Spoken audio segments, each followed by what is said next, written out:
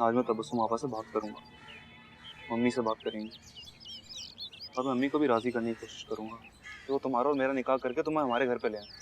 बाकी के 3 साल हम अपने घर पे गुजारेंगे। चलो अब चलें, बहुत देर हो रही है, मुझे घर जाकर अम्मी से भी बात करनी है।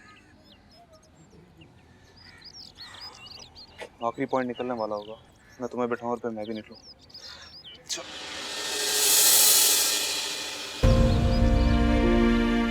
क्या हो? सब कुछ वैसा ही होगा ना जैसा तुम कह रहे हो। हाँ जरूर। मेरी आंखों में देखकर कहो, तुम जब नजरें मिलाकर कुछ भी कहते हो तो नामुमकिन बात भी मुमकिन लगती है, और जब नजरें चुराते हो तो लगता है कि छोटा आसरा दे रहे हो, खुद को भी और मुझे भी।